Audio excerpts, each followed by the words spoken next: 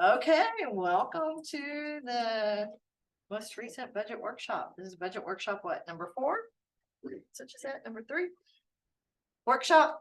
Y'all know the format. You guys have been here before. So with that, let's start. City manager. So the last two sections that we're gonna look at is the last part of the overall infrastructure that was initiated by the residents, and that's our streets. So the current plan has been to seal coat and pave. We're moving towards the seal coating to reduce the amount of paving, but one of the issues we're coming into is equipment. So equipment is not, I mean, some of it's 20 or 30 years old. It is used regularly. It is shared with departments, especially in times of emergencies.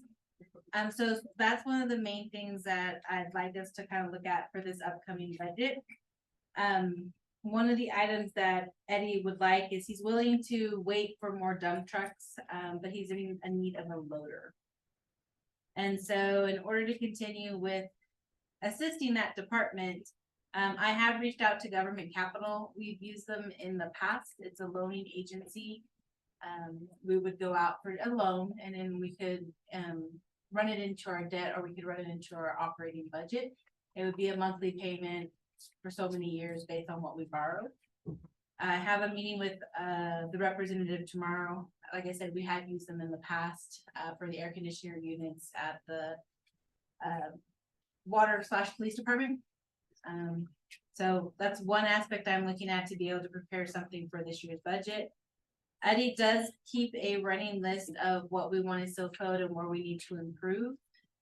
So that will be part of this upcoming year's budget as well. But I kind of wanted to get an idea from each of the council members and the public. In the past, there was mixed reviews. We need to fix them, but we're not quite sure how we want to do it. I know there's been discussion between seal coating and completely rebuilding. We had employee concerns, but now we're fully, almost fully staffed. They are all new, they all are green, so we're definitely using areas of town like country club states where they can be in an open space to learn how to use some of the heavy equipment. Do we want to try to push for a heavy paving season? If we go out for third-party paving, it is significantly higher in cost. Lots of different avenues. I know one council member for a while wanted to go and completely buy all new equipment. We were looking at closer to $1 million to buy 4 or 5 of the big pieces. Councilor Nance really wants that zipper up and running. Lots of different components to this. No one has ever denied that we need to do better with our roads. We just haven't had a full-blown strategy. It has changed slightly every year.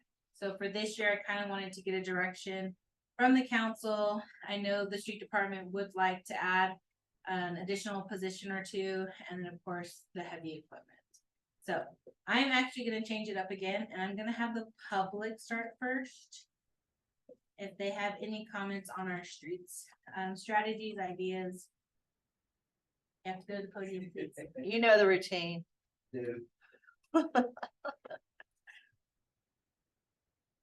Guy Fielder, Ward 5. On that front end loader, you know, you can get that with a backhoe on it as well. Are you thinking to go that route, or are you just going to get a front end loader?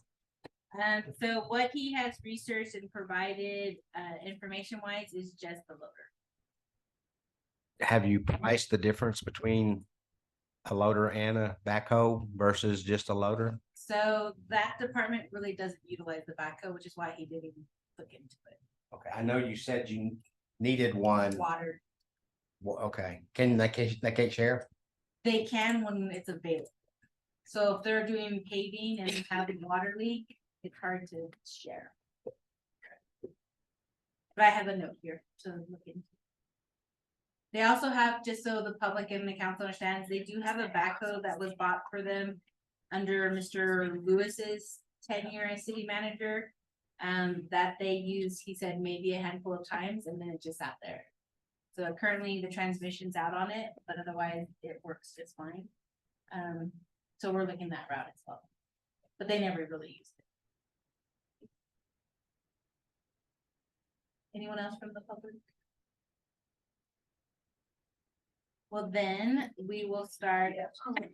You got. Lisa Fielder, Ward 5. I've recently had a chance to spend some time in Houston, Austin, San Antonio. And I just have to say that compared to those cities, Alpine's doing great about streets. I know we have some problems. Every city, every town in the world does.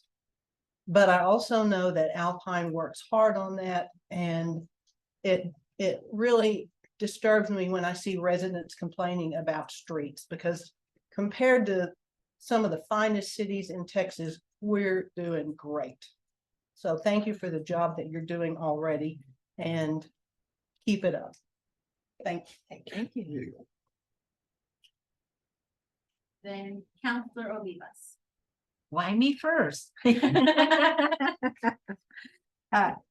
mentioned that we need more dump trucks. Yes, How many do we need? so they currently have 4, they utilize 3.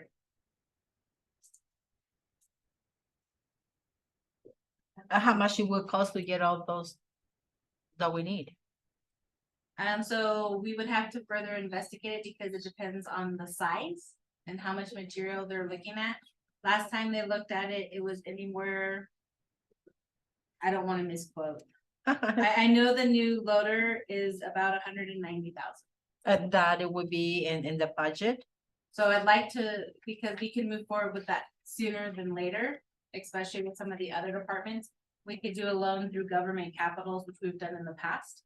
And we could borrow them, we basically lease to own. We would borrow with them and we would buy our heavy equipment up front. And so that would be a dump truck, that would be a backhoe, that could be the skid steer, the larger pieces of equipment. You said that they have full staff. How many staff is that full staff? 10. 10. So we don't. They have one position, they're almost full, they have one position currently open. The people or the employees, they stay pretty much in the job, so it's changing all the time. They don't stay. In October, November of 23, he had a staff of 1. So. Good. We have definitely added to his staff load. It really does kind of rotate for him. We're learning that, and just like I know Mr. Stevens has mentioned before, we may hire an employee, but maybe they're not the right fit. Yes. And so we do let them go. So we want to make sure those that we hire are ones that they want to serve the city of Alpine. They're excited to be And if here. They they- want to improve. They want to go to training. They want to learn. And those who aren't on the growth direction as the city's trying to move forward with, we let them go, or we definitely encourage them when they find another job. Oh, thank you. That were all my questions. What was the interest rate for the loans through government capital? I have a meeting tomorrow. So I reached out to her, so I know this company, we've used them with the city, and we've used it with the county. So I know the company, so I reached out to get a meeting started, just to get that type of information, so that I could build it into the budget. And I wouldn't, right now, I don't have an even number to give her to say this is what we wanna borrow. The only item that Eddie did come back with for pricing was a loader, cause he would really like to. What other questions do you have? I'm moving on to the mayor. Well, I think we've done very well, moving from 1 employee in 2023. And I know Eddie was focusing on, because he's at retirement age, and he was focusing on training somebody. How is that going? That's going To take good. his So he place. has a second in command. We've actually sat down a couple times and strategized how to redesign and structure and build that team. So kind of excited. I think he probably wishes that it happened a lot sooner. But he is excited. Last I talked, he did not have a retirement date yet. Okay. Yeah, we just don't want to be surprised. We want to be ready, the Boy Scout motto. So does 10 employees seem to be appropriate, or are we needing to hire more? So in my tenure with the city, that's what the level has been. I think the reason why the 10 has worked in the past may be the level of skill. And right now that skill is very new. And so I think as we build that department's knowledge, that would change. I don't foresee not hiring another person because he'd like to try to, like every department's trying to do, run multiple crews. You know, if you can have 5 go this way and 5 go this way, Right. you know, you ideally would get double the work. When he goes into the actual seal coating, he actually uses not only his staff, but the parks department for some of it, because then they're transitioning. So as they're laying the material, the next truck is picking up a new load coming in, that truck is going out. So it's a rotating. They also have to make sure that they do have some sort of safety. So they have people who kind of do a little traffic control to make sure people don't get in the way. And then you have the people who are actually using the heavy equipment. So the idea is you have a dump truck and it's dumping into, not the maintainer, the little other piece of equipment. So as it's unloading, this one is spreading the gravel. So they work together. And once this one is done, then they rotate it out. So it really is all hands on deck. It's also to try to get Eddie off the heavy equipment so that he could be addressing other issues. He could be checking in, he could be monitoring and not actually be driving the equipment. And then of course you have someone come back over with a roller. It's a pretty in-depth. So when you say he has 10, does that include the people who are Parks Department? How many do we have in that? We have 5. 5 in that. Okay. How many of the 10 are licensed heavy equipment operators? 1, and that would be Raul. And Eddie, of course. Eddie has experience, yes. What do we do to get the others or get more trained? So the first thing has been this summer, because they're all new, they've been hired within the past year, or less than a year actually. We're utilizing hand-on training. We don't have a company within our area that could come down and specifically provide the certification. We have looked at what TxDOT provides. We can't piggyback off of their training programs. We've asked multiple times. But we're trying to find instructors that may be willing to come down here at an affordable price. Right. So what we're doing right now is, because Country Club Estates is an open road, you don't have housing that first Right. mile. This is a real good area for them to be able to maneuver the equipment around without the fear of hitting something, or someone, which is also, of course, a safety concern. So they should have started out there this week. They'll be doing a lot of the hands-on training out there. And that's perfect because that was what we identified as the worst in town. So that worked out really well. And they're starting that this week. We haven't already started it. They were supposed to start this week. How many would you like to have? Would you like all of them to be trained and licensed? Is that necessary? I mean, I imagine there's an expense there. There's always going to be an expense, but part of my change with the city since taking this position is to have growth. We have employees who are still worker ones who've been here 7 years. They may be comfortable in their job, but that means we're not moving them up, which means we're not filling heavy equipment. We're not filling the necessary licensing. And I think for them to grow within the city, to really build their pay structures, the certifications, we need to have it in place that they can move up. Now, if an employee chooses not to move up, then the discussion comes back with, you've been given these opportunities, you're within your pay scale. That's where it ends. Yeah. So that we don't have those. I mean, we had one employee, 17 years, worker one, 20 something an hour. But never moved up, never got certifications, they were comfortable, but they were also comfortable every year getting more money, but we weren't getting more. So we're gonna start capping that, because I know, We of have course, salary caps now, yes. yeah, so for some individuals, human nature change, they just don't want to do it, but if we kind of say, hey, give them that carrot, then they'll do it. It can be uncomfortable. All right, so are you saying then that you would like all of them to be certified? I think it would be wonderful if they can all be certified, because then not only are you building a team, but and I've talked to the chief about this, Chief Lozoya. There's sometimes that Alpine just needs to realize maybe we're the stepping stone for them to grow their future and their families. And if we can provide that initial structure here for them to better themselves somewhere else, I'd rather have that reputation with, this is a great place to start. And let them, I mean, we all want families and kids and whatnot, and and let them be able to support theirs. I don't want us to be the one that stifles them. So if we get everyone trained and we're moving them up, as we're moving them up, we open up those bottom positions. We've always been on a bottom. We're not moving them up to that top.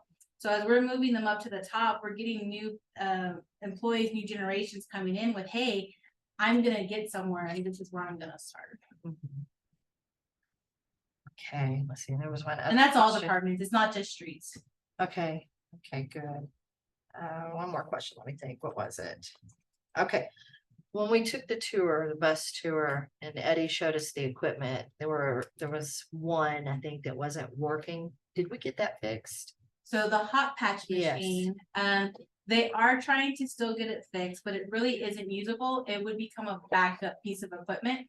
We've actually ordered and we should have the new one estimated time frame in July. This one is actually structured differently, so it should have a longer lifespan. So we're kind of excited, but also Eddie understands that because we moved forward with a $90,000 purchase, what That's how he much? has available for paving this year, seal coating, is actually reduced by that. So the compromise is we're gonna get you a piece of equipment so you can move forward with the day-to-day. And then we'll just restructure how many streets we seal coat.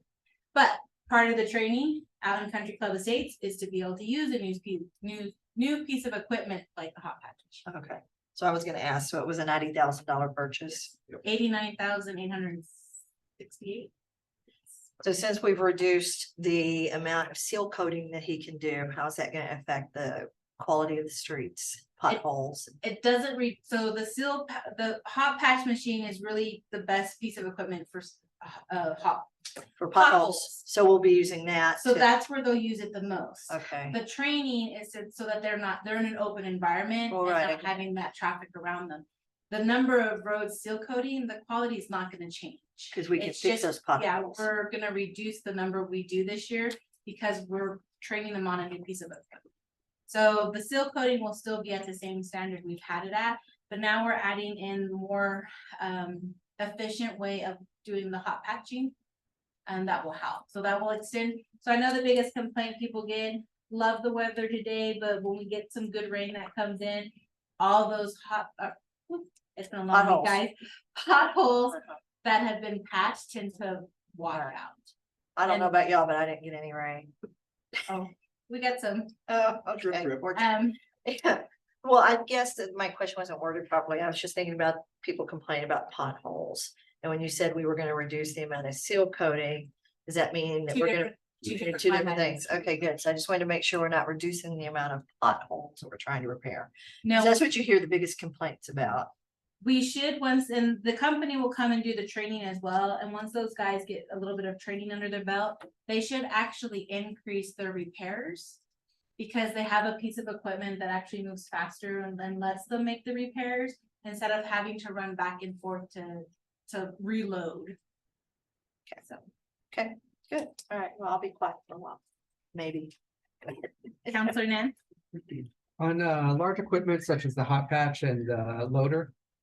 Do we have asset timelines on those? Do we have estimated lifespans? And are we matching those? so. Part of me wants to say yes, technically we would. But the reality of it is we use it and use it, we fix it, it's 40 years old, get some bubble gum, we can fix it again. Okay. Yes, duct tape, electrical tape. So when it comes to capital assets from a financial standpoint, we do put limits on them as long as what's the value of it? Roads even have that as well, by the way. We do put a term on how long a road should ideally last. From a reality, the city has not bought new equipment for the street department since I've been here. Which And that's been is, 10 years, well, 11 years. The loader is 27 years old. And it would be used every year. Some of those trucks are about 30 years old. So I don't wanna ever say that our teams don't take care of their equipment. They take care of it until the point where we literally can only scrap it. There's no trying to come back for another repair. So I give them kudos, but as we've discussed in multiple meetings and with multiple departments and employees, we want to provide them the resources. So moving forward, when we look at the heavy equipment and we purchase something, if we purchase it used, how long do we think we'll actually get out of it? If we purchase it new, we know that when we look at a capital improvement, we know in 20 years, 10 years, we may have to replace it. So that's where I made the comment with part of my year goals, is I want to change how we do our budget structure so that we fully understand our equipment and how we need to replace it. The city's now in the spot where we need to replace it all right now, and we know feasibly we can't do that. So we need to replace the key ones first that are utilized by the departments the most. Gotcha. And that way you can give us a heads up and say, we got another 3 to 5 years on this, but we need to be looking at getting a new loader or whatever else like that. I know, and it's not on the priority list for infrastructure, but I know the airport would love a new fuel truck. I believe theirs is a 64. That's Wow. close enough. Maybe older. It has one gear. So Slow and slow. So those are things we do look for. I also want the public and the council to understand. When we decided not to get the backhoe for the water department and we make those decisions, we look at what could be used, afforded at that time. So we went and got a walk behind trencher because that helps. The type of water leaks we've had lately in the middle of a field, walk behind trencher doesn't do anything. They have repaired their backhoe twice within the past month for the same mechanical issues. And so it is an older backhoe. The loader is on its last leg, and that is one they use the most. So when you say they've repaired, you're not talking the actual employees. We've sent it out. We don't send out, we have a certified Contracted. mechanic. That's on staff full time. Yes. Okay, good. So, and he's great. If he can't figure it out, he does call the manufacturer to make sure we do it correctly. On occasion, we do have to take equipment specifically to a Case dealership, to a John Deere dealership, or a Caterpillar. But we always work first in-house to see if we can obviously do it with ourselves, and then we move out. So Because he's once full we, time, right? yes, Does he have any help or? he has a part-time mechanic. Okay. What else do you have? Question, is it a pipe dream for the city to ever have curbing? Yes, it A part of me wants to say no. It really- So the city wasn't designed for curbing. We've never put curbing in. Is it a pipe dream? No. We could go out for grants because we'd never be able to do it in-house ourselves. You would also want to have an engineer come in to design how you want those streets and the level. And the reason why I say that is just because you put curbing in, it doesn't always redirect the water where you want it to go. Growing up in El Paso, we always had water in our front yard. It really didn't matter. Water flows where it wants to flow. So you would need the engineer study. You would need to know where you want to start with your curbing. And then because it would be a larger expense, you would probably want to find some type of a grant that would bring in a third party. Because with curbing should come sidewalk. You also have to take into consideration that you've now added a new type of asset that we typically haven't maintained ourselves. So we would have to have staffing to be able to maintain it. Right now, when a sidewalk cracks or breaks, it is not a city responsibility because the city does not own sidewalks. I would think that that would affect our gravity fed type of system to have the curbing. That's why you'd want to have an Yeah, engineer come in. so I would because think that would water. be tough. Thinking about our gravity fed and water flow. Is Skyway Gardens gonna have curbing? I believe they do. I know Robert is here tonight. They have it in their plan, don't they? The curbing on their sidewalks, yes. Okay. They also have one current, Robert, you may need to provide me the term. They have water, basins, Detention reservoirs. ponds? Catch 'em. Yes, Yeah. retention ponds. So they have one currently for the projects right now, and then they'll have another for the new one. Two more. Or two more, that's right. But we're not maintaining the curbs over at Skyway Gardens. That's all part of their infrastructure. Gotcha. We actually don't maintain anything past their property line. You know, private line, that's theirs. Gotcha. So all the sidewalks that have roof or anything else, that's the property owner. The paving for their parking, all those water lines, gas lines, that's all on their scope. As a quick side, because this is getting off topic real fast. So those will, how did they get put in? The property owner said, I want to put sidewalk in. And then they put it in? Yeah, Yes. that's what I did. Wow. I had to pay for it myself. Interesting. So we don't have, the mayor, if you want to correct me, I don't believe Carpenter Edition has like a housing authority or homeowners association. We have a very weak one. So there are Yeah. groups around town that kind of suggest this is Yes. what you would like you to do with adding a house to our area. And so basically in my neighborhood, if so many number of homeowners complain that you didn't put in a sidewalk, then you'll be required to. But there's Because no it's very covenant for that, weak. is it? Pardon? There's no covenant for that. You didn't sign a covenant that says, if a bunch of people say, put it in, you have to, or did you sign a covenant? I don't really remember. That would have been when I signed all those papers you signed. So, and Close just, on a home so you'll that I don't notice, remember. if the we did south not. side doesn't have sidewalks for the most part, but you'll notice that along Gallego Street, there is sidewalks. That was actually part of a state-funded project. The state, through Pete Gallego, because he was on the Appropriations Committee, he got money for the city of Alpine, or for the residents of Alpine, I won't say the city. They redid that street. It is now Gallego Street, and TxDOT went in and put all of the sidewalks as well. And so they had the city engineer, they covered the cost, everything. Yeah, so that we don't have a city engineer. They had an engineer come in, they put the sidewalks, they did the paving. Now, please note, we do the maintaining. So after that was all put in, it became part of our maintenance program. Wasn't there some also on the north side? There's some areas that have curbing. There are some.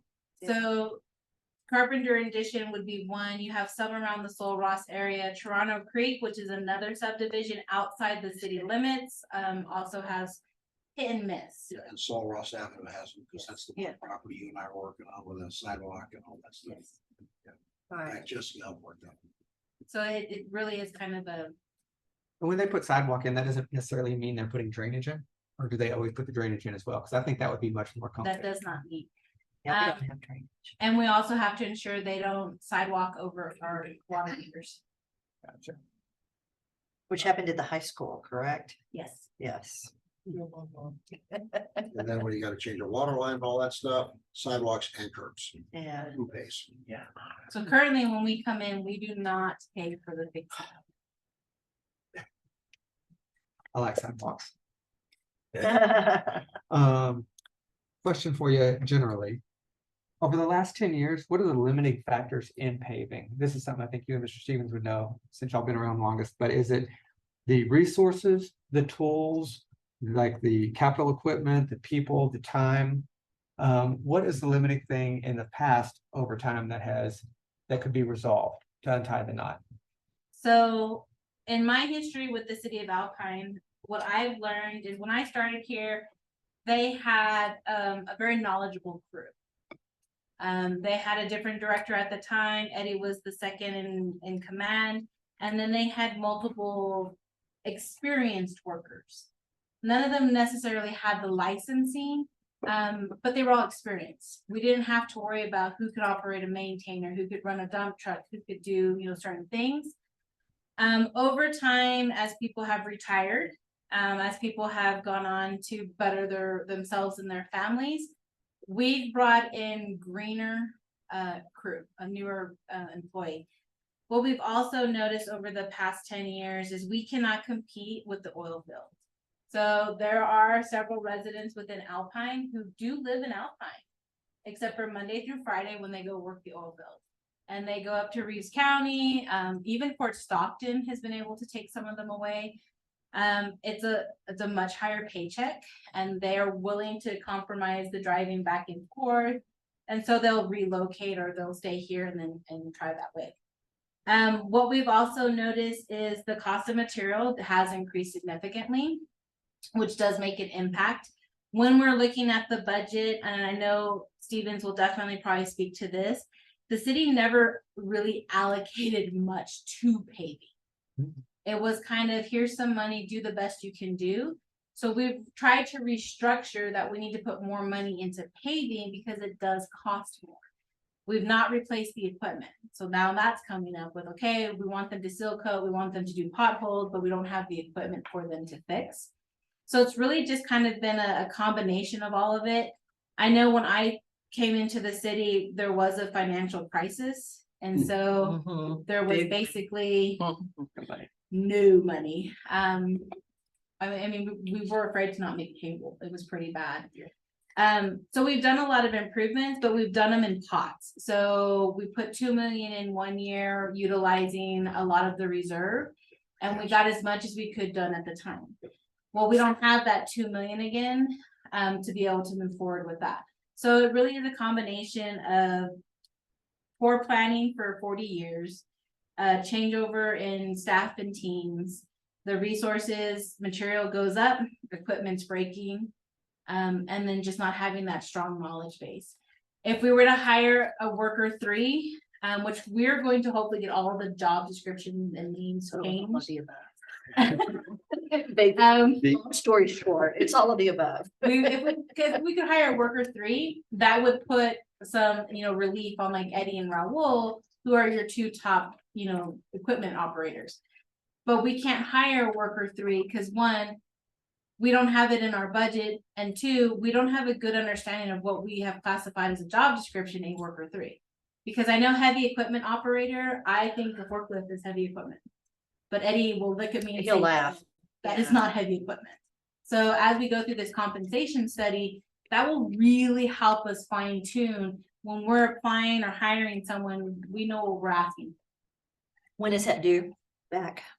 So we're hoping to get estimated numbers in September, Okay. but I will also talk about that in the employee compensation side. Quick question then, so then licenses, is the only license heavy equipment for streets? There's no other licenses? So there's not really a license for heavy equipment.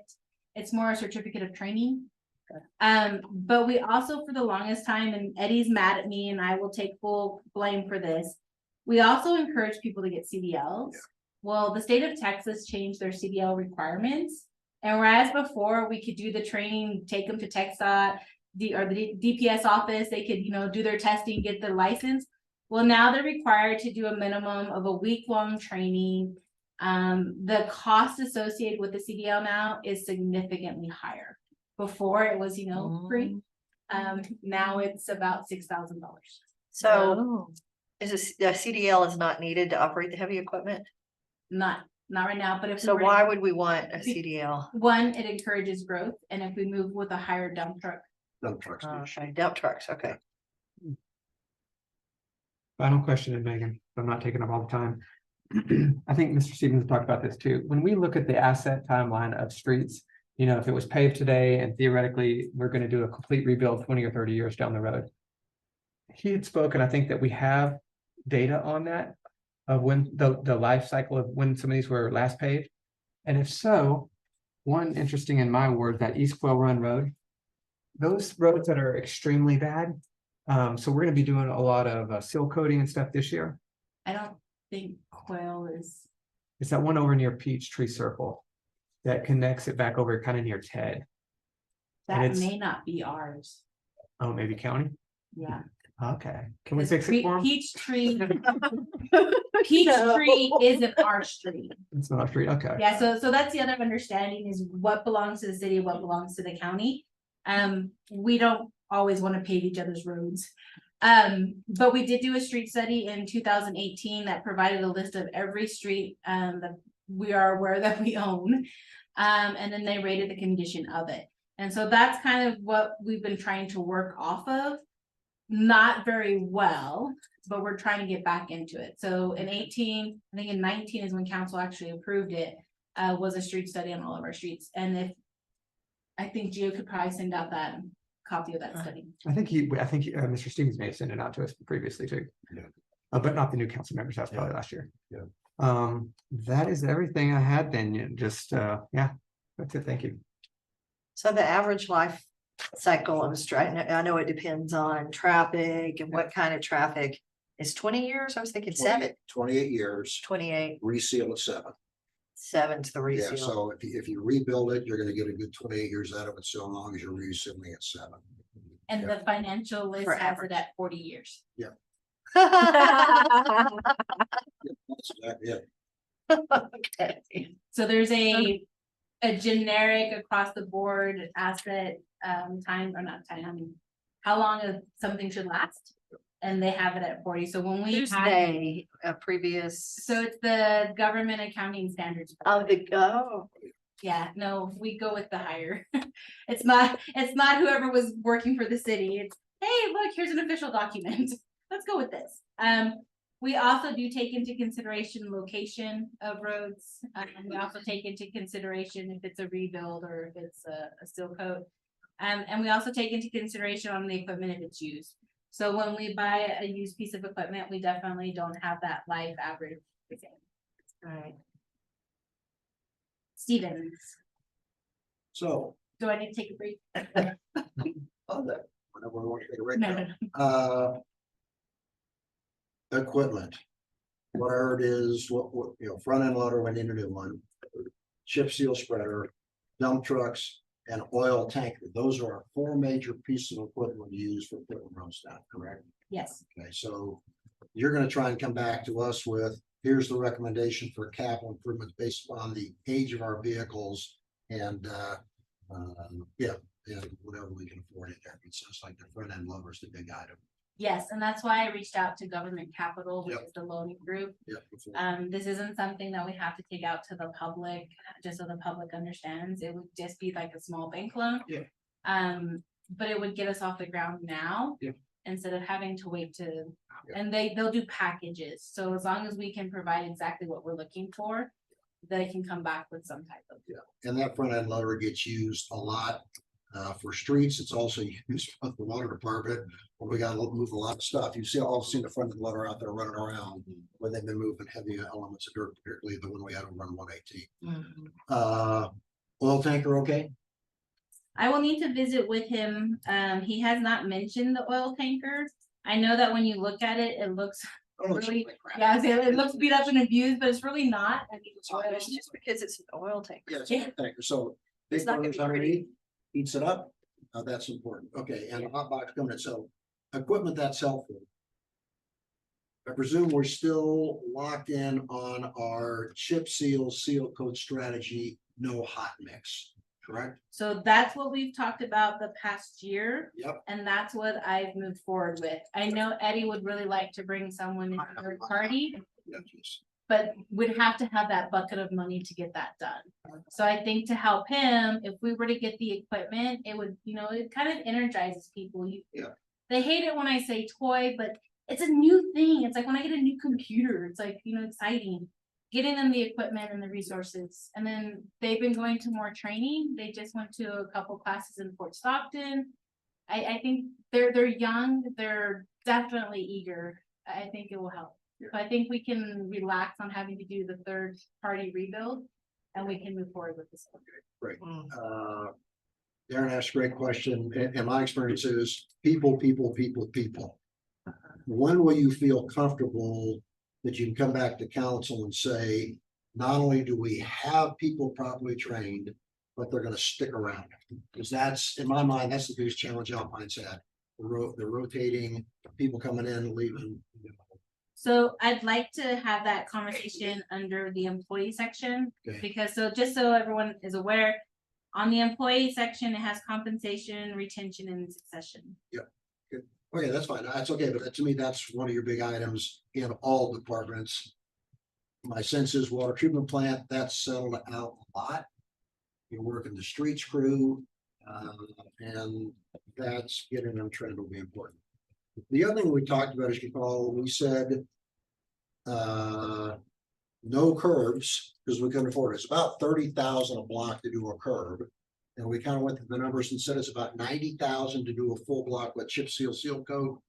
If you want the curbs and all that stuff, it just jacks it up an additional 30,000. We said can't afford it. So I just kind of want to make sure we're all in peace. You might, Megan, in your document you put together for a budget, kind of delineate what our strategy is for streets, and I presume you'll do it for wastewater treatment plant and for water. I think it just helps all of us stay on the same sheet of paper. So we know what the game plan is. And the other thing, will be helpful, just help us understand how many blocks you expect to get done. I talk about 1,000 city blocks, of which 100 of them are out of Country Club Estates, so that leaves 900 blocks. You just kind of do the math. It says if you divide 900, by the number of blocks you're gonna do, how long they last, it helps us see if we're staying up to speed or getting further behind. And I know we're gonna get further behind, which then says you're gonna prioritize those with the most highly used ones. So that is something, I know that we have streets that people would really like to see fixed. Yeah. But it's the 4 or 5 people that live on it, Yeah. and the streets that we have, 50 people on, everyone knows Murphy Street's probably at the top 10. Yeah. It has to be fixed eventually, we just delayed it because of me. But it needs to get put on that list. Yeah. So yes, we would. So part of my discussion back with Eddie is to kind of come up with what do we want to do each year? Yeah. We do want council to understand that we had anomaly years. The city was very fortunate under the pandemic, and I hate to say that because from a personal and individual perspective, we weren't. It was a pandemic. It was very, it was horrible across the board. But our employees didn't take time off. Our employees didn't rest. Our employees kept working the whole time. And because we didn't have that traffic, we didn't have that influx of all this other stuff going on because everyone had to stay home, we were able to still code over 100 blocks. Yeah. It was, they could come in, everyone was at home, they parked their cars on the other side, and they would just come in block after block after block. We've become the busy city again. People are coming and going. People aren't staying home. They don't want to move their cars because, for whatever reason. So it does slow down the seal coating. So I don't want council and the public to set their expectations to the 1 year we were able to accomplish that. Doesn't mean we won't get back there as we train, as we build. If we had 15 heavy equipment operators and 15 pieces of equipment, we could do more. But I do look at what Eddie was putting together, and we're looking at 20 to 40 blocks. Really dependent on how bad they are, the location of them, and how much time do we have to prepare them. So we don't just come in and seal coat, they actually have to prepare the block. They have to take up all of the weeds that are in the way. They have to, fill whatever potholes need to be filled. It's about a 2-week process before we actually get completed with that block. Yeah, so help us lay that out, what that looks like. If I look at what the street I live on, I live off of Bird. I just patch the stuff myself. So, but it's a low traffic street, so helping us understand the high traffic ones, that'll make a big difference in terms of the priorities. That's all I got. Thanks. May I add something again? You should. Sure.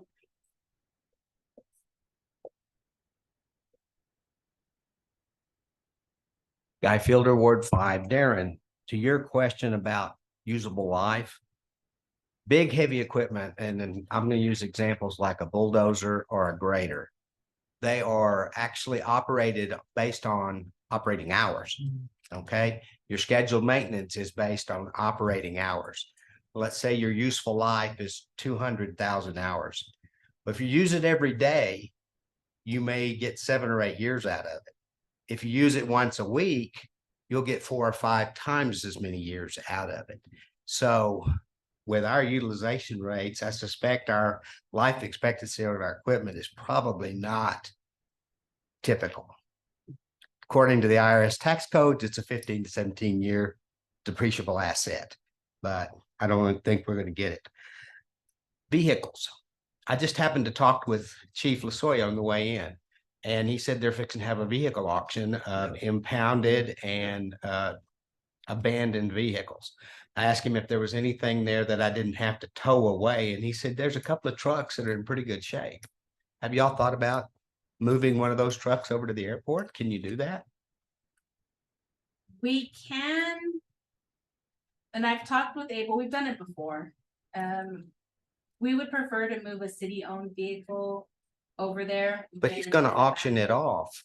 So you own it now, Well, technically. so under the abandoned vehicle, we don't own it. Yeah. It's actually the police department, and if we do utilize it, it gets utilized by the police department. Okay, all right. That's part of the state law. We've thought about doing it that way, but I'd like to put them on the same type of program we have. We have a fleet program with Enterprise. That would work a lot better. Okay, just one last thing. Some of our streets were actually originally put in, Sul Ross Avenue being one of them, as storm drainage. Now, Sul Ross University, a lot of the paved areas up at Sul Ross come down Sul Ross Avenue. What doesn't goes out onto the highway, circles by the McDonald's and goes down E. We've top coated Sul Ross to the point that we have removed about probably 20 to 25% of its water carrying capacity. And everybody here probably knows where I live. The street has been compromised, or the water capacity has been compromised to the point that if we have a heavy rain, when it comes down off the hill, it goes over the curbs and into everybody's yards now.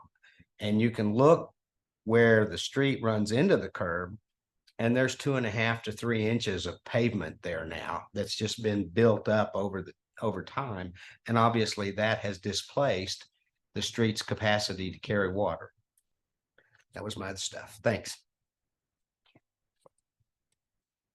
Anybody else?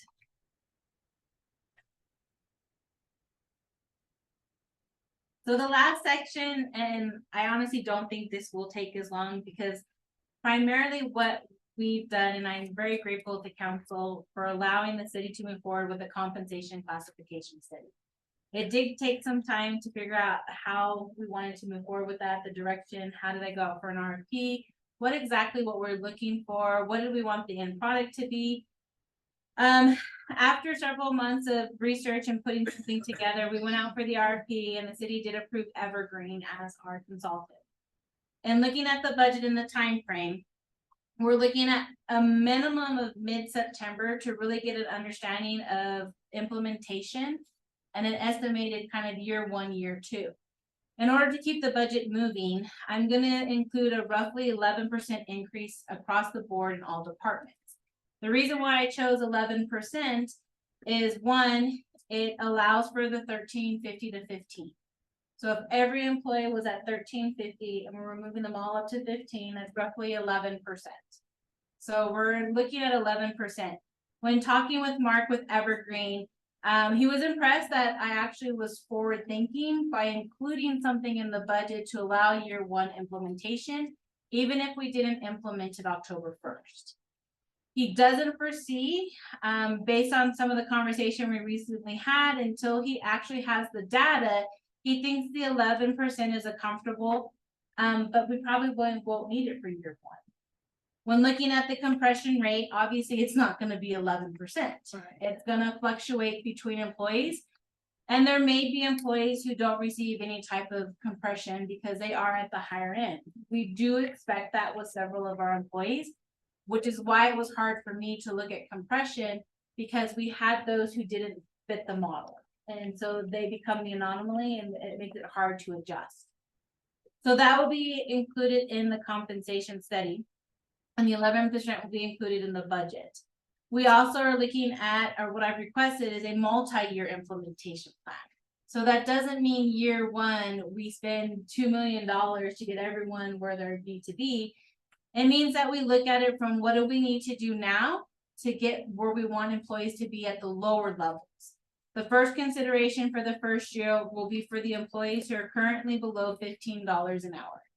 And then, of course, updating all of our job descriptions to have accurate paid range salaries, so that when we're looking at hiring individuals, we truly look at why we put those pay ranges in there and have the education and understanding how to utilize them. Currently, the history or the city is we always start them at level 1 because we never hire them at a higher level. Unfortunately, we also get a lot who don't meet a lot of the qualifications, so we start them at the lower level.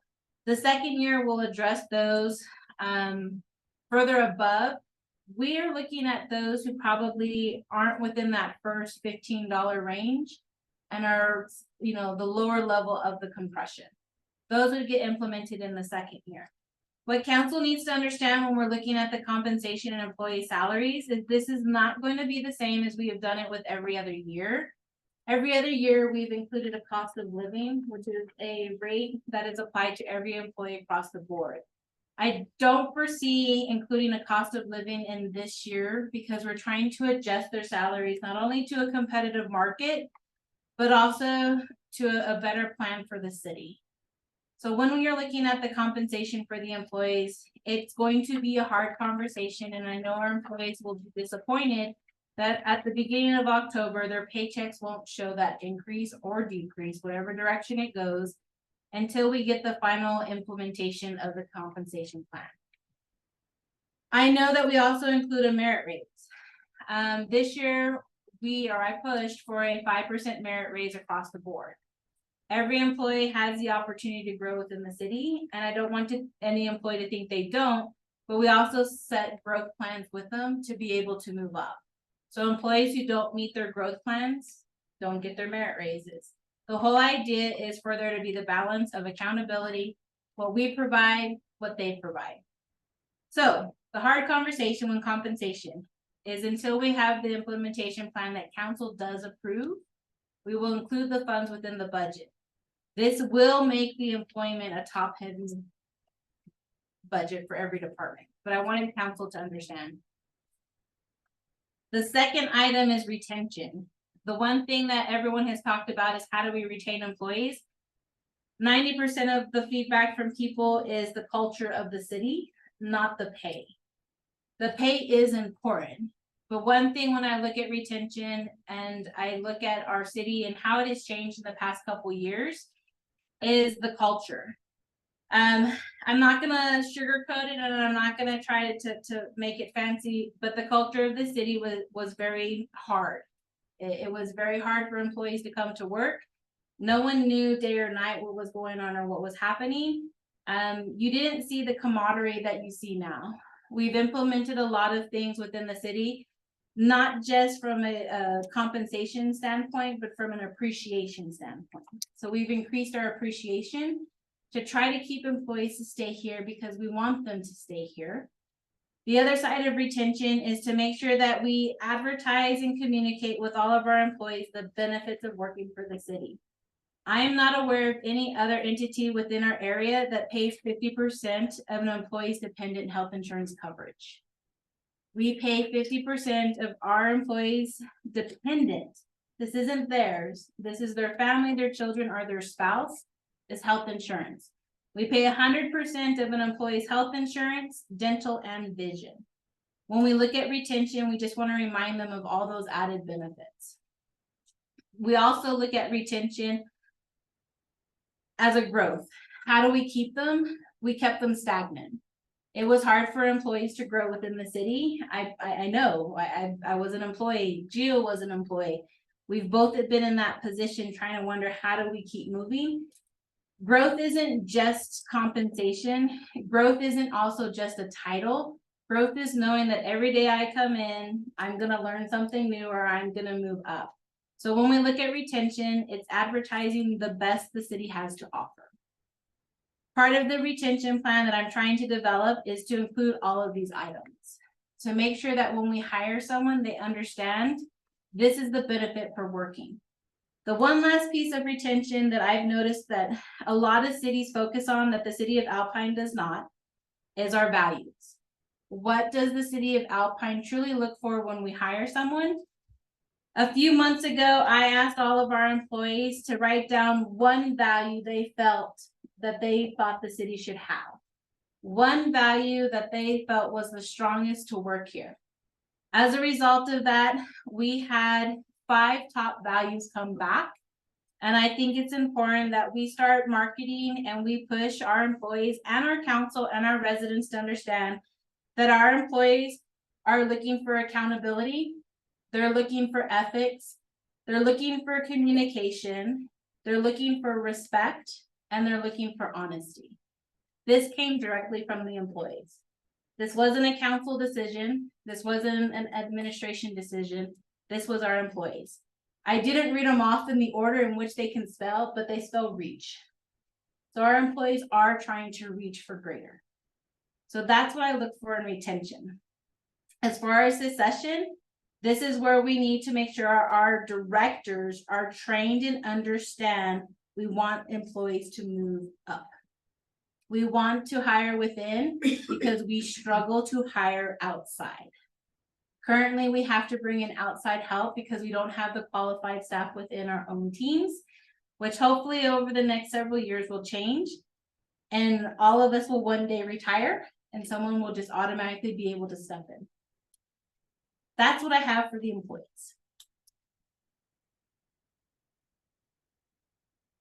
Public gets to start first. Well, is there anyone from the public? Were you gonna get up, Martha? No. Oh, okay. I'm, my bones are hurting. I hope it rings. I do think that culture is of critical importance to any company or agency. Oh, yes. I was gonna say, you should go to the podium. Yes. It's recorded and put on the YouTube channel. So even if nobody's there, we still want them to hear. Keep that finger to yourself. Thank you. Lisa Fielder, Ward 5. I do think that culture is of critical importance, and as a matter of fact, I was telling Megan about the Zappos Culture College. I sent my HR director to that one time about how to inculcate and reinforce a culture. And I've also sent Megan some literature from the Zappos Culture College, including the reading list and stuff. I think it's critically important to establish and promote that culture and to reflect it in all ways at all levels. So any materials that I have that I can share with you to support that, I just encourage you to do it. It's really, really important. And it's key to retention and growth, in my experience. Congratulations for doing that. Anyone else from the public? And then we're gonna go back the other way. Mr. Stevens? So one, I agree. Pay is never one on the list. It's always about culture. So I'm glad we're working that. Help me understand, Megan, I thought we put an additional $1 million into the budget for this year. Are we gonna underrun that since we didn't do all the raises, or help me understand what's going on with highway representative? Yes. So we will underrun unless everyone decides tomorrow to give every employee their pay increase. The idea was to provide that accessibility to the employees at the discretion of the director, and the growth plan the director designed for the employees. Not all employees have moved forward with their growth plans. And that comes back to the director level. When I look at the discussion with succession and retention, I've started to implement new thought processes that I will present to all the directors to keep them on board with that as well. Because we will underrun. And it is unfortunate, but we want to make sure moving forward that it's both parties, the directors providing that expectation. The employee has the ability to meet it or not meet it. And then that's where the discussion comes. Okay, so in my mind, it'll be helpful for all of us to understand what we ended up budgeting in the current fiscal year, what we're underrunning. It's gonna flow back into our balance. Because that then provides value that can feed into the next fiscal year to be able to support the 11% you talked about. 11% in my mind seems pretty steep. I really think it's important to think about how we talk about that, because people are gonna look and say, oh, great, I'm gonna get 11% increase. And I don't think that's a healthy thing to do, because not everyone's getting 11%. So, most people won't get 11%, just so everyone understands. So this is the nice part about Evergreen. They will be out here, hopefully at the beginning of July. We have a team meeting, the second week of July, July 8th. And I've invited them to attend that specific meeting. So what they do, and this is what I've been very focused on, Cindy was part of that meeting, is the employee engagement. That they understand the process and the end result. So they're coming out here to interview, to prep them, to explain what to expect, to explain the strategy and the thought process moving forward. They'll do surveys, they'll talk to them. There's a lot that will go into the study. And this is where I get excited because I want our employees to know that we are making a change and it is gonna benefit them. But it, like you said, it's not gonna be a full 11%. It's gonna put them in the competitive market, not only with our peers, but with other workforces like ours. So you just used the magic words, competitive. My recommendation is you never talk about 11% again. I've seen, here's what happens. Expectations get set about the candy store. And then when people don't get it, there's a huge, oh crap, I got screwed. I didn't get it. I'm leaving, which is counter to the culture you're trying to work. You want to be market competitive. You want to have the budget to support your market competitiveness. In my mind, that's the words you want to use. How that plays out in our overall city budget will be an important part of this. And I've been down this path too many times.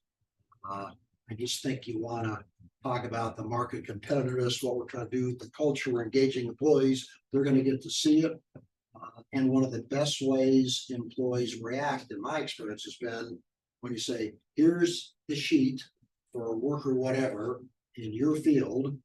Here's what the median rate is. Here's what you're getting. The employee says, I got it. I'm being treated fairly. And a percentage never comes up.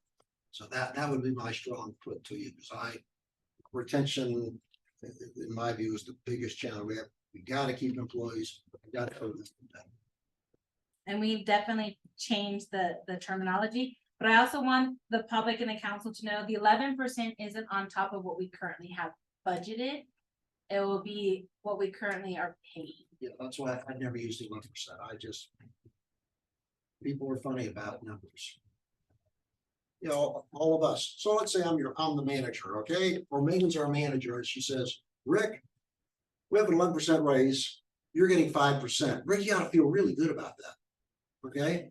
Well, I feel like crap. I didn't get 11, I got 5. Well, Rick, you're doing a really good job. Okay? And so, you know, if Darren says, hey, I got 12%, Darren says, life's great. I think that's fair. Okay.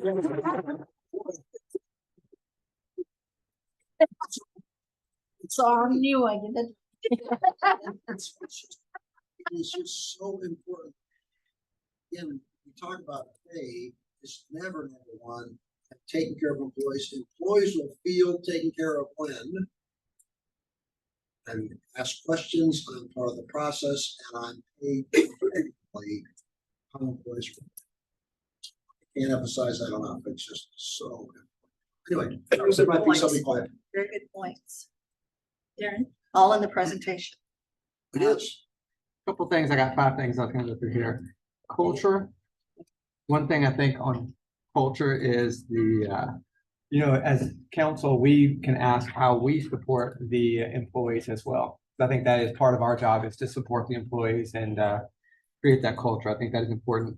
When we talked about retention and growth, one thing I think that we have to think of is growth is not only, and you mentioned this, Megan, growth is not only internal, it can be external. When we get people, they come here, we prepare them for the next job. Then that's not only just retention, that's attraction. We're attracting talented people because they want to come here, work for us, and maybe go to some other city or get another job. And if we're training them properly and we're a process, then, you know, we can process these people and grow them. So growth's not just internal, it's also external. Then exactly what Mr. Stevens said there. I think like when we explain this, exactly the way he said it. And it's not really a raise for the employees, it's a fix for how it's done. That was one. And then just 2 questions. When do races occur within the city? Is it at a set time or can they occur at any point within the year? So they can occur at any time in the year for the merit. Okay, The cost of living is at the beginning, it's the first payroll of October. October's the COLA. Okay. And so just to know, explain to me how this is gonna occur in October. So in October, we're gonna have the Evergreen study done. We'll have the new pay scales and everything else like that. And we're saying that there will be no COLA. So I'm suggesting not to add an additional COLA. We need to get, as you mentioned, everything fixed. Okay. And then move from there. Perfect. And then the merit basis, those will not occur next year, or they will if they achieve what their performance appraisal. So the merit raises, so this is where council will probably have to come back and make an additional consideration on the budget, depending on what we come up with as part of the compensation study. The merit raises will be based on our new payroll structure. Okay. So currently, we just budget a pot. It's a pot of money. I changed how that pot was divvied up, and I wouldn't allow anyone to give over what council approved per an employee, which is 5%. So they had up to. So if Rick liked Darren better than me and Darren got 10 and I got 0. So that part of how things worked here was removed. Okay. So when we look at merit based off of our new pay scale, it's gonna have, you're gonna have your growth plan, you're gonna have your certification. It's gonna be more into it to be able to. So we're not removing the carrot. The We're not carrot is- removing it, but we're not giving it right off the bat. All right, that was all my question. Can you explain what is a COLA? Oh, cost of living. You should have got down now.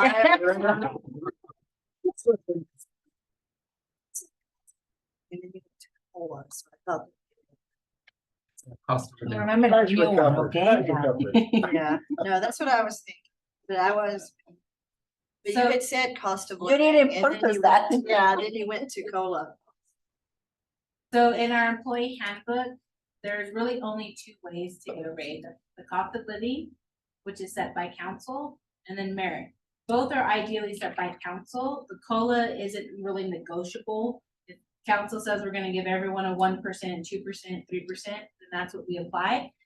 The merit, I've changed that structure. Hopefully the compensation study will change it even more.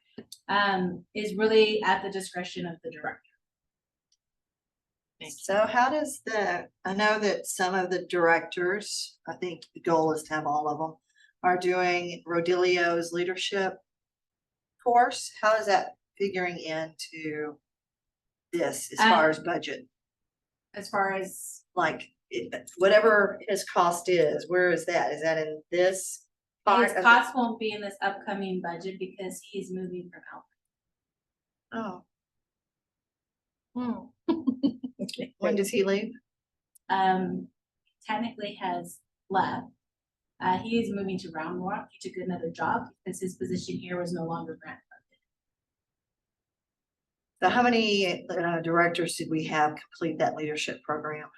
It wasn't just directors, it was directors and supervisors, and we had the original four places, 3 of which continued for an additional fee. That comes out of the training. And what are we gonna do about that? Are we still looking at leadership training? Or- Yes. Yeah.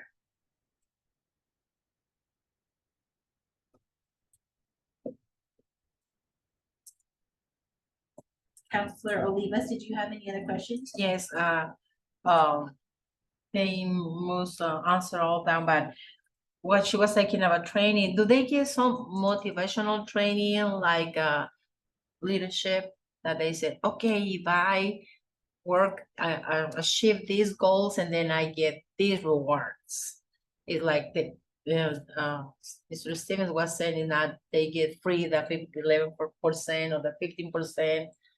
So if they have motivation goals, okay, I go to the training to leadership, I go to training how to be a better, and this is my job. I don't know, they have a different kind of training so they can see, okay, I came full of energy and now I'm going to do better because next year I can achieve these goals. So that's where their growth plans come into place. So the growth plans outline the different types of training. Because we have a much newer group of employees, they're more level 1s. A lot of their growth is gonna be technical trainings. How to use equipment, you know, things that are required by their positions and their jobs. Different departments have different certifications that are required. The police department is a prime example. We hire them with a basic TCOL, you know, an officer license, but then they have an intermediate and then they have advanced. When you look at our telecommunication operators, we hire them green with no training whatsoever. And then we get them their telecommunication operator 1, and then they can do intermediate, and then they can do advanced. When you look at the other types of trainings, I call those bonus trainings, the ones that kind of keep you motivated, something new. Yeah. I look at, when I spoke to several of the directors when we initiated the growth plan, to look at it from both a work and a personal life. I would love, and we've really tried hard to put something in place, it just hasn't come to tuition. I think everyone needs a budgeting class. I am great with other people's money, not my own. Because it's not my money, I have to, you know, be careful with it. But I think our employees really, and I know of a couple right now, they really want to improve their current financial status, but they don't know how. So when you look at your expenditures and you have someone show you how to do a budget and explain, you know, this is where you can make some cuts, this is where you can save. Some people don't want to and it's hard, but at least they would have that availability. I don't know how many people know Dave Ramsey. He's kind of a big financial guru. I won't lie, I used him. I got out of all my debt, but it was hard. It was really, you have to buckle down, but having someone help explain that to our employees, as we give them the pay raises and we encourage them to do better, let's help them be able to budget their money as well. So when we look at the growth plans, we look at it from both. The merit raises doesn't just come because I checked all the boxes on a growth plan either. We have employees, and we may have future employees. I am a perfect employee and I can check all my boxes, but I have a bad attitude. I don't come to work. I am out a lot, or I just don't care. Those are the ones who, when they come before for a merit raise, I do question. I do say, hey, just because we can check a box, what about the attitude? What about the conversation you had with me 6 months ago where they were being kind of ugly? So it's kind of a balance between. So we're starting new with training. The first step is this compensation study because it's going to give us the direction to be able to move, especially with certifications. Every director is going to ask in this next 12 months, build a training schedule. What do you want a year one person? Because we do struggle. Our job descriptions say that within 12 months, you're going to have the certification. And I can tell you that there's probably 17 employees right now who are on year 5 who never got that year 1 certification. Is it their fault? Is it the city's fault? Is it both the faults? Is it no one's fault? We're going to change that and actually put in training. I would love the growth, but it comes with more than just the training. So it's some leadership training, it's management training, it's my favorite that I need to take for the 10th time is time management training. All of those will be added with it. My last question, do they get incentives when they achieve goals? So the way that the system, from what I understand, not system, the way the payroll structure is, the incentives come with different certifications. And so if we put those into place, Council 1 has to approve them, but it could be if I get a certain certification, I do get that raise. Not all incentives should be part of every job position. So if I go get my CDL and we have $1 an hour incentive, do I really get the $1 an hour incentive if I don't think I'm going to be driving the dump truck? We're going to definitely look at that and make it where it's one evenly across the board, but they really do, the incentives apply to the positions they're in. Thank you, you're doing a great job. I'm trying, I really want to see it. I really do. I know. One of the biggest challenges, in my view, we all have, and you just expressed it because we all go through the same things. When we're accountable to someone else, we track it, we manage it because we know we have to report on it. When we're not, we don't, because we all look and say, hey, I can go work this, I'll work it tomorrow, work it tomorrow, work it tomorrow, work it tomorrow. I mean, so can I ask Megan that maybe one of the things you could do to help your and your director accountability is to report to us as council how we're doing on retention and pay. Because when we see that, and you know you've got a report and you have a lever to go back to your directors with it, so I got to report to council. We have a financial report, you do a good job keeping us being that. Maybe just add a simple one page, here's how we're doing on retention, here's how we're doing on our goals and objectives. It's a relatively simple item to have. And that way we can help you hold them accountable. I do not have a problem with that at all, and I just made a note here to add it to the CM executive report. Super. So that if not minimum once a quarter. Yeah. That you get that. I do ask that there be some respect when it comes to the turnover and it doesn't become a public, well, what happened? Why Yeah. did? Help us work through that. I get all that, but help us think about that. But I think it's a really important element. And my experience also is, like we've talked about, you know, turnover is an indication of an opportunity for leaders to do a better job. I need to quote that. Yep. And I used to track, when I ran HR at the Boeing Company, 175,000 employees, we tracked retention. We knew where there were problems. So one thing that I've noticed, and I had this in a discussion in one of my mentorships, we don't prepare anyone for management. Oh, full. So Yeah. we promote and we put people in this position and expect them to be great leaders. Yep. My history in Alpine, it has been interesting to watch. As we promote people and we put them in this, and we just say, here you go, good luck, Yeah, good luck we with gave your you work. more money. Yeah. We don't motivate them to do stuff outside of the hours. We don't motivate them to take on more positive management skills. So part of the training program, and there's a lot of cities that are moving to this, and I'm not gonna, kind of want to go. It's like, can I go to your leadership training camps? They offer these programs with succession. If you're going to move up, you Yep. have to take these management positions. You have to go into these leadership positions. Yep.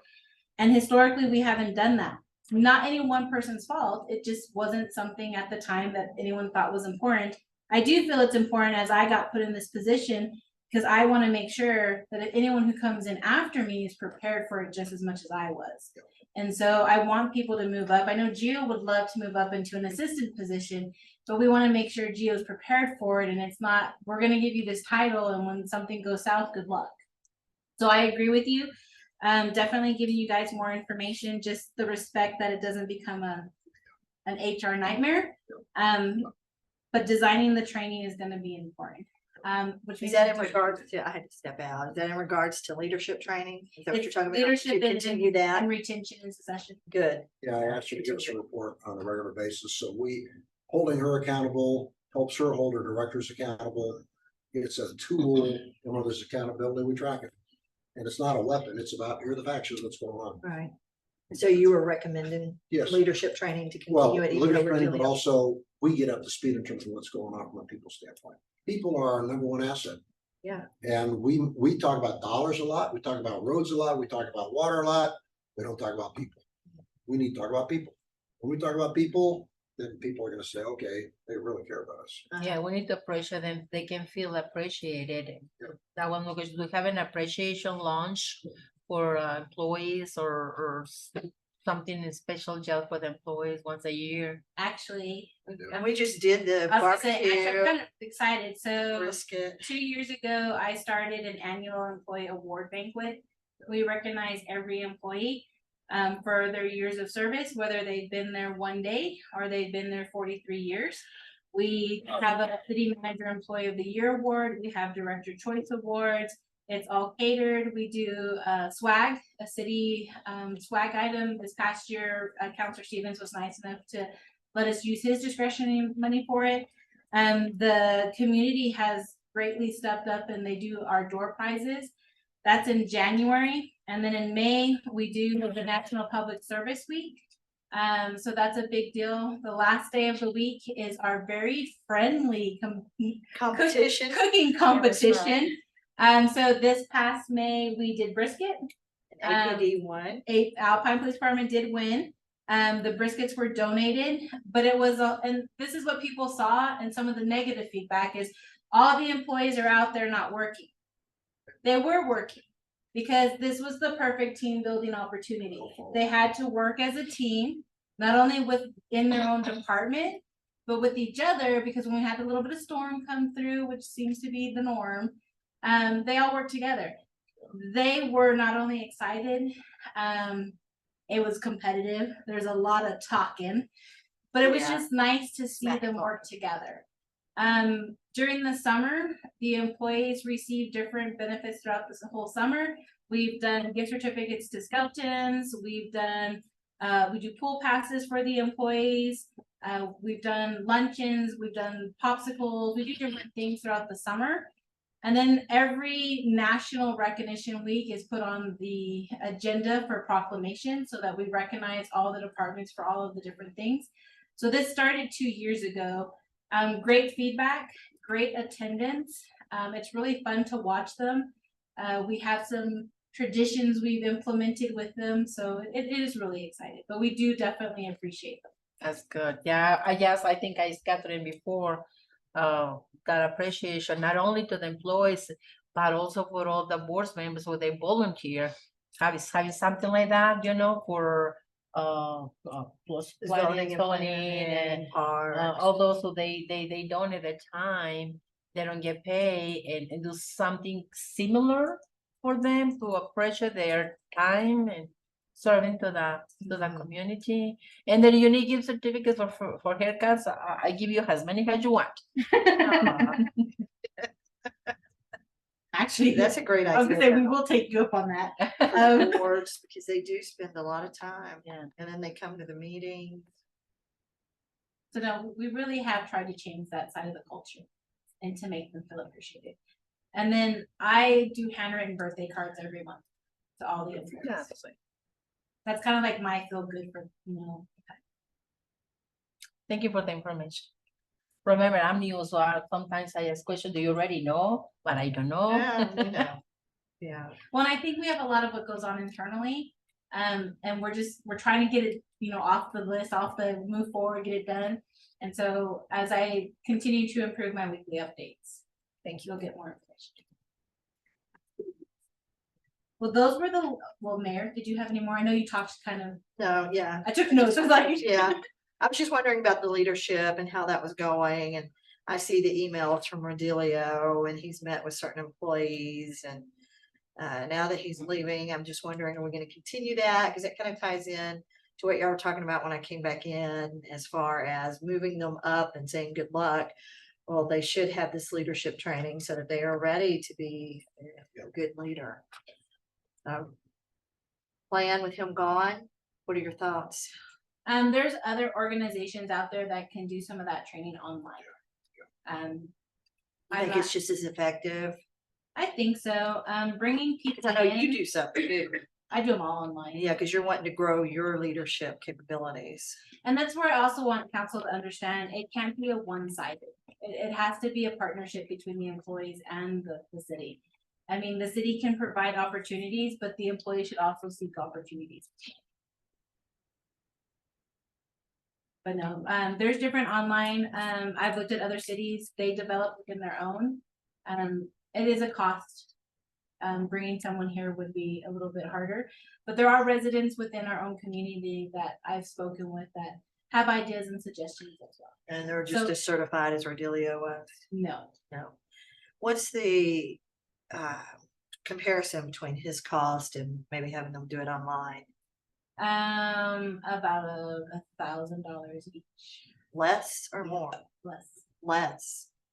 Yeah. That's kind of good. You like- As long as it's still beneficial, of course. So we spent on 3, we spent 2,325 each, and then on 1 we spent 1,300. So we're looking at between $300 and $400. But these are online programs that it's not a one and done. It's like an 8-week course. And you set aside time every day, and that's where it does become hard for some of our people. But we want to make sure if we're going to invest in them, They're they invest investing in back in us, yeah. themselves. And that would be part of their merit raise possibly then, that They they have would completed this ideally be course. put in their growth plan, And then Yes. updates along the way. If they don't complete it, then obviously that would be, So who are you hoping to extend this to? All directors, all managers? it actually would start from the middle level employees up to supervisors, department heads. to Think the- about them advancing into management. Because ideally, anyone who's above a worker one does have some type of leadership ability. They're looking down at the worker ones, helping them.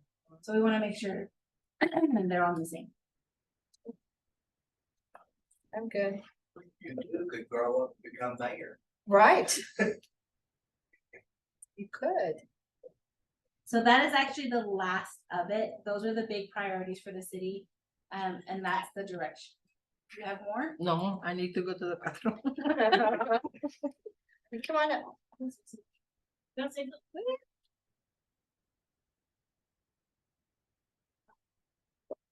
I think it's gonna rain. Martha Munoz, I'm in Ward 4. A few years ago, I had the chance to work for the city and the culture was horrible. Absolutely horrible. Megan, if you're doing what you're saying you're doing, that's good stuff. It's good stuff.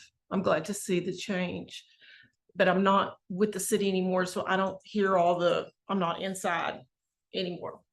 In teaching, we went from you were successful if you kept everybody at bay. At the end of the teaching career, you had to work in teams to be successful.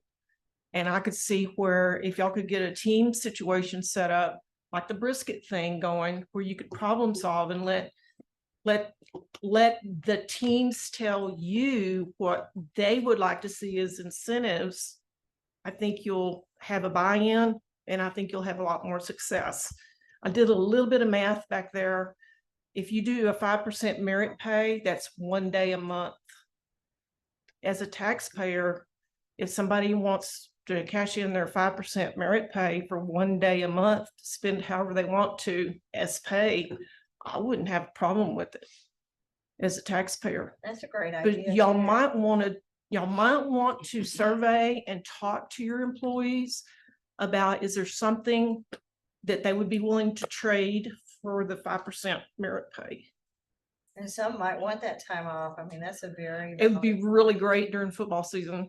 Yeah, So that's why this compensation study is important, because they address all of this. They address it's not just the hourly rate, it's all of the extra we put with it. Mhm. And so they're gonna look at all of this, they're gonna talk to the employees, they're gonna send out surveys to get employee information, they're gonna ask them what they want, what they don't want. good. That was why this was important to me, Mhm. because we have an outside firm coming in and saying, okay, give us everything. Give us the good, the bad, the ugly, everything. And so what comes out of it, I think is gonna, like Darren and them said, it's the fix for us to move forward. I was raised by a leader, a community leader, and he had a hard time having people show up to teach school. And so if you were a teacher and you had perfect attendance, you got what he called a red apple day the week before Christmas. You got a day off with pay. And a lot of the teachers went to El Paso to do their Christmas shopping for their families. At the end of the year, they got another red apple day, which was spent by the teenage moms to go get a prom dress, teenage dads to go get tux and stuff like that, or they could use it for something else. That's just another suggestion. But I as a worker, if I knew that I had worked really hard for some merit, to have a day off with pay, that would really, it would really make a big difference, especially if I could use it at my own discretion. Now, I know that when, I think it's been about 2 years since I've been to a city council meeting, but y'all had redone the holiday schedule. You had redone the holiday schedule so that it wasn't just the banking days, but there were other Right. days, y'all added other days We have to. eight holidays. Yes, It's one of the highest in the state of Texas. yeah, I was wondering where y'all went with it. That's So- good. We have 18 paid holidays in this last year. Council was gracious enough to approve our awkward Christmas time. So every employee, minus a few who we had to have work, got the whole week off. Awesome. Mhm. I didn't hear that in the discussion. That, I like that. That's always a benefit as a teacher. You get so much time off It's, for Christmas and Thanksgiving and. okay, I'm done. Thanks. Thanks. Anything else? Move. No? You ready? I know the time is ready. Okay, adjourned. Good. Yeah.